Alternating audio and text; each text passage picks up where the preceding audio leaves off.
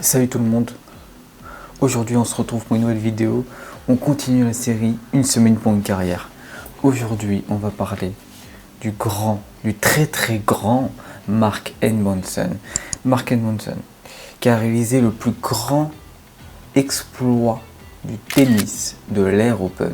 Oui, je porte bien mes mots. Mark Edmondson est né le 24 juin 1954 en Nouvelle-Galles du Sud, en Australie. Donc, son histoire commence en 1975 au tennis. Réellement, on va pas parler d'avant, mais c'est pas un joueur très très connu avant. Son histoire commence en 1975.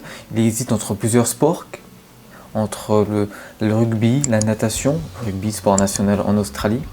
Mais finalement, il décide de se consacrer au tennis, parce que c'est là qu'il se trouve un peu plus fort que dans les autres sports. Mais sauf qu'il ne fait pas partie de la fédération, il ne fait pas partie des meilleurs joueurs australiens, comme John Newcombe, comme Ken Rosewall. Donc, il ne reçoit aucune bourse. Sportif professionnel, tennisman sans fédération, c'est très compliqué. Donc, il enchaîne les petits boulots. Il va nettoyer des sols dans les hôpitaux, il va travailler dans une quincaillerie, il va nettoyer des carreaux. Tout cet argent récolté va servir à acheter un minibus Volkswagen pour sillonner toute l'Europe et afin de concourir à certains tournois. Mark Edmondson, surtout qui a une dégaine très spéciale, il est très très très grand, il a une moustache, il ressemble à Hulk Hogan, il s'habille de manière très extravagante avec des chapeaux de cow-boy. Les autres adversaires ont peur de lui, ils disent mais c'est qui ce fou, ce taré En 1975, donc toujours, il disputera que 5 tournois ATP, dont l'Open d'Australie et Wimbledon, et il gagnera très très peu de matchs. Il gagnera même que un match contre un top 100 avant 1976. 1976, qui est la date de son exploit, de son parcours magnifique. Il rend à Melbourne, mais il n'a pas l'argent pour se payer un hôtel, donc il loge chez un ami et il va en tramway dans les vallées de Kooyong. Kooyong Lawn Tennis Stadium, c'est là que se déroule le tournoi de Melbourne. Tournoi un peu déserté par les grandes stars parce que c'était très cher l'avion, les gens ne voulaient pas aller en Australie, surtout que c'était souvent dans une période de Noël, jour de l'an, donc les grandes stars n'y allaient pas, mais il y avait quand même les locales de l'étape et le tennis australien était très très très fort à l'époque, comme certains dénommés Ken Rosewall, qui est une des plus grandes légendes du tennis australien, John Newcombe, Tony Roche. Donc il y avait des super joueurs.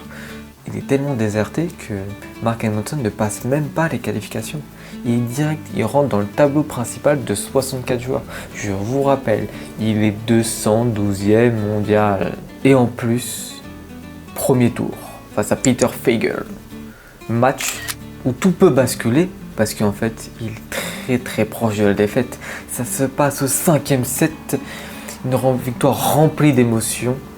6-1, 4-6, 7-6, 4-6, 6-1.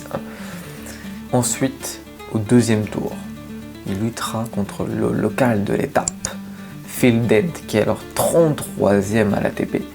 Donc clairement un des favoris de l'Open d'Australie 1976. Donc il y a tellement des gens qui ont déserté. Et contre les modes pronostics, il foudroie son concurrent. 6-4, 6-4, 4-6, 6-3. Voilà, c'est bien, je vous dis des résultats, c'est bien, ok. Mais c'est quoi son style de jeu? Son style de jeu à Mark Edmondson, c'est très très simple. C'est du style de jeu à l'ancienne.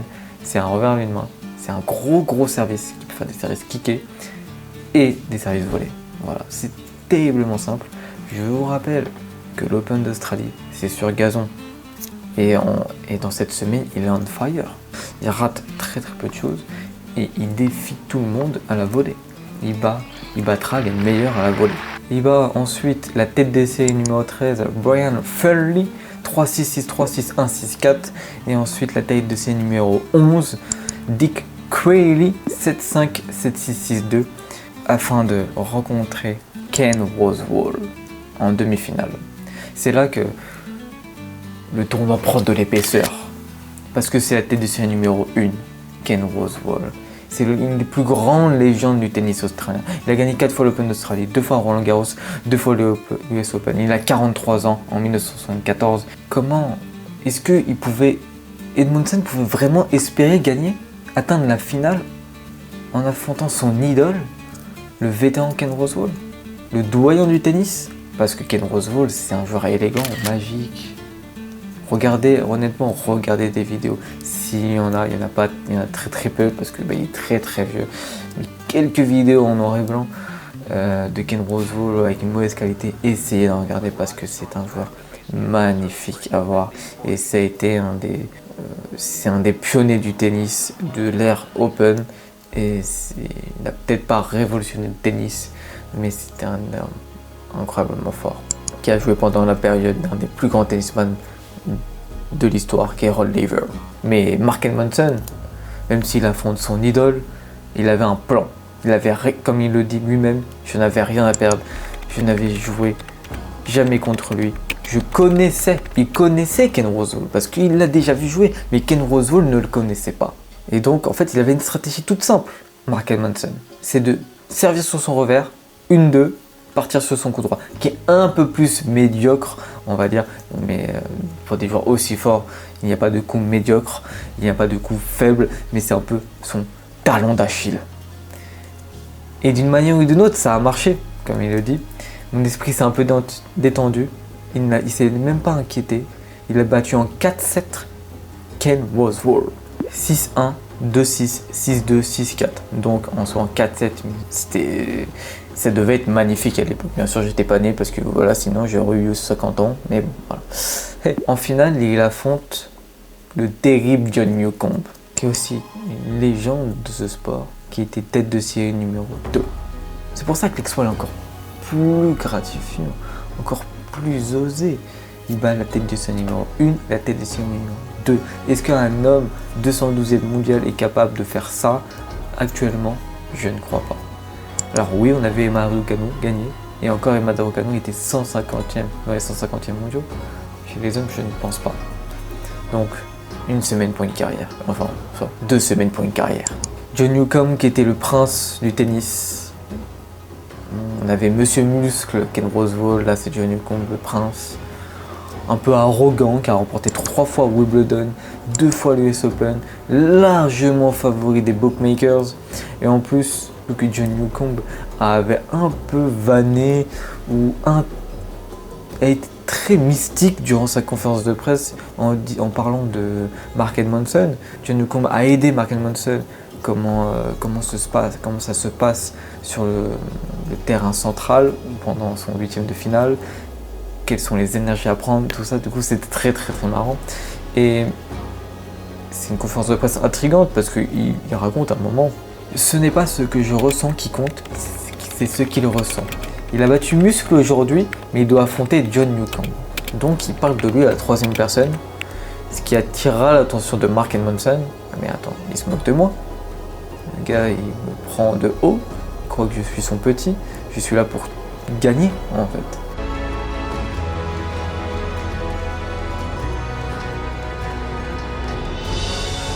Le match s'est déroulé sous une chaleur accablante.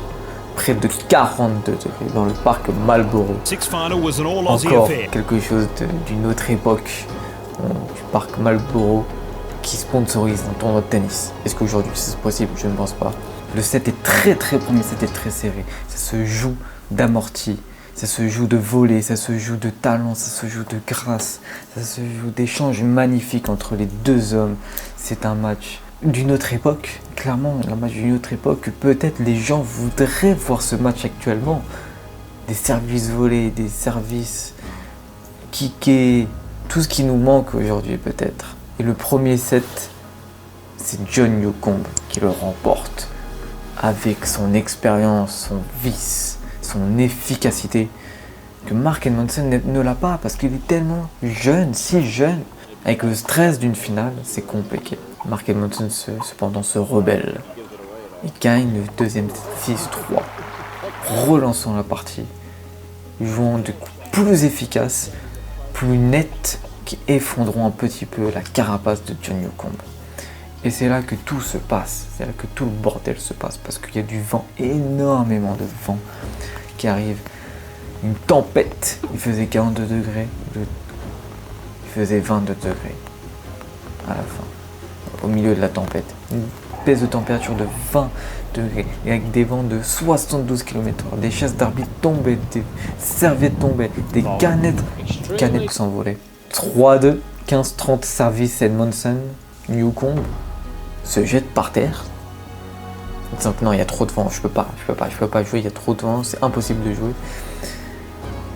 On peut de ce côté vicieux de Newcombe, donc il décide de suspendre le match et de reprendre le match après la tempête. Ce qui était très marrant parce que Edmondson disait mais c'est pas logique parce que un mois avant je jouais en Tasmanie, il y avait énormément de vent là-bas, les femmes n'étaient même pas capables de passer la balle au-dessus du filet tellement au service parce qu'il y a tellement de vent, mais ils n'avaient jamais arrêté le match et là ils retirent le match et ils arrêtent le match. Ça donne encore un élan supplémentaire. Mark Edmondson. Le troisième set, c'est le set qui change tout. Finalement, Edmondson arrive à faire 3-3 et ça part au tie-break. Il y a énormément de vent. Les services sont très faibles. Il y a beaucoup de doubles fautes, beaucoup d'erreurs. Le jeu n'est pas aussi gracieux qu'au premier set, qu'au deuxième set. Le jeu a beaucoup plus d'erreurs. C'est plus côté mental maintenant que ça se joue. C'est ce côté porter son envie, porter sa motivation pour remporter ce titre, pour remporter ce troisième set qui est tant décisif, qui va faire changer peut-être le cours du match. Ce que raconte Mark Edmondson dans une interview. Nous avons atteint le tie-break dans ce set et c'était 6-5 avec Newcombe au service. J'ai réussi à envoyer une balle vers sa volée de revers qui n'était pas forte. Sa volée de coup droit était très forte et le vent l'a un peu retenu. Donc il a un peu tendu et a fait flotter la balle loin.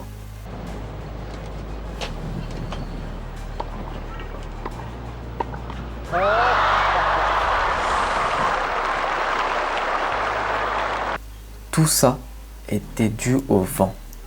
Il a ensuite servi à l'autre bout du terrain avec le vent dans le dos et il a commis une double faute. C'était assez important.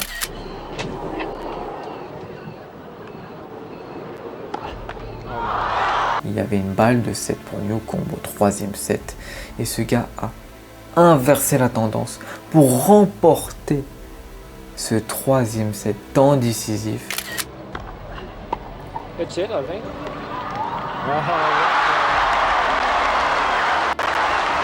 Qui peut-être bouleversera ce match. Et oui, ça bouleversera ce match. Parce que Newcombe n'est plus dedans. Newcombe a lâché. Mentalement, il a lâché. Il a craqué. Il n'est pas comme Borg contre McEnroe, où Borg perd le tie-break le plus important de l'histoire du jeu, le plus fantastique tie-break de l'histoire du jeu, mais il remporte le cinquième set. Non, Newcombe craque, se fait emporter par son arrogance, et donc Mark Edmondson, 212e mondial, 22 ans, remporte le dernier set 6-1. Donc le match se finit 6-7, 6-3, 7-6, 6-1 de manière assez violente. Seul et unique grand chelem, l'Australian Open 76. Et ça sera le dernier, pour l'instant, c'est le dernier Australien à avoir gagné son grand chelem à la maison. Depuis ce jour, ça fait presque 50 ans qu'il n'y a aucun Australien qui a gagné un grand chelem chez eux. Donc Mark Edmondson est une légende dans ce pays. Surtout que c'était un grand chelem souvent emporté par les Australiens, par Lever, par Newcombe, par Rosewall. Donc moi j'adore les interviews. Selon le New York Times, Edmondson disait « C'est tout simplement trop beau pour y croire. Je pense que je vais peut-être boire quelques bouteilles de champagne ce soir. » Et le speaker dit « Mais je pense pas que t'as préparé un discours ?» Il répond « Non, j'ai rien préparé. »